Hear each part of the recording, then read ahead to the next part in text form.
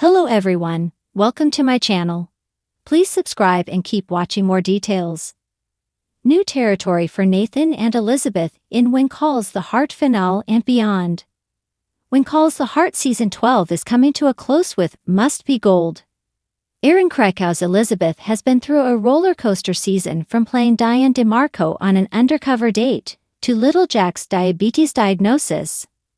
However, in a new interview, Kevin McGarry reveals that there is a lot more to come, assuming that there will be another season. What did he have to say? Kevin McGarry spoils Elizabeth and Nathan's possibilities. When Calls the Heart Season 12 is coming to a close. However, Kevin McGarry is already spoiling how this season could end and beyond. According to an interview with the official Hardy's After Show, McGarry reveals that Elizabeth and Nathan are headed into new territory. In addition, should Hallmark grant the series Season 13, McGarry thinks Nathan and Elizabeth will be in a spot that they've never been before. I think anyways. He did not say anything about an engagement, but he certainly hinted that things were going to soon be different. He teased the Season 12, Episode 12 finale, Must Be Gold. After you watch the last episode, you'll be able to see what could happen for Nathan, Elizabeth, little Jack, and Allie.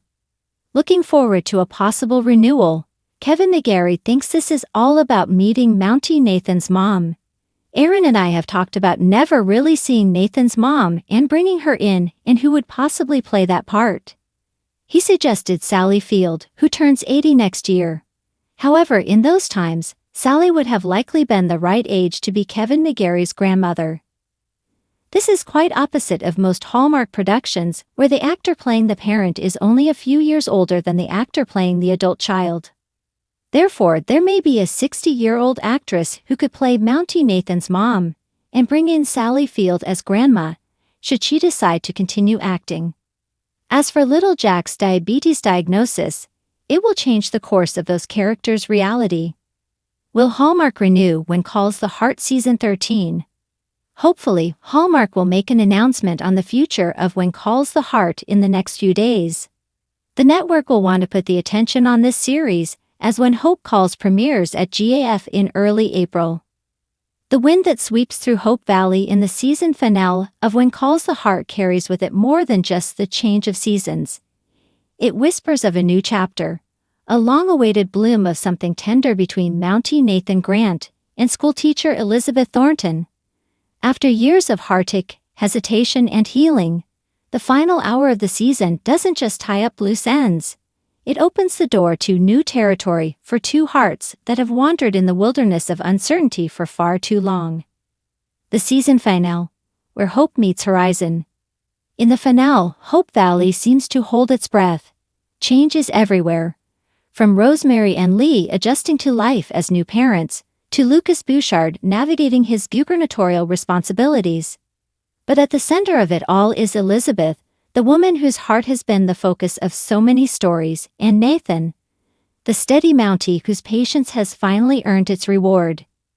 It begins innocently enough, a shared laugh outside the schoolhouse, a glance too long during the Founders' Day celebration, a brush of hands while helping Allie with a history project. But underneath the familiarity lies something electric, different than before. This time, Elizabeth isn't looking away, she's leaning in. Nathan, ever the gentleman, resists pressing. He's been here before, vulnerable, waiting. But Elizabeth surprises him. After an emotional moment in the garden behind her house, where she reveals how difficult it's been to reopen her heart, she asks Nathan to take a walk with her. Not just to the church or the cafe, but into the future. I think I've been afraid, Elizabeth admits, her voice soft but unwavering. Afraid that if I chose you, it meant I was closing a chapter that I wasn't ready to leave behind. But I've realized you aren't the next chapter. You're the story I didn't know I needed to tell. Nathan, overcome, doesn't speak at first. He simply holds her hand, nodding. Then let's write it together. Echoes of the past, promise of the future. This new emotional territory for Nathan and Elizabeth isn't just a budding romance, it's a reckoning. Both have borne heavy burdens. Elizabeth, widowed young, learned to love again only to face the painful realization that Lucas wasn't her forever. Nathan, who kept his heart behind the scarlet serge of his uniform, dared to hope once before, only to be gently turned away. The writers, careful not to rush what required seasons to unfold, planted subtle seeds throughout the season.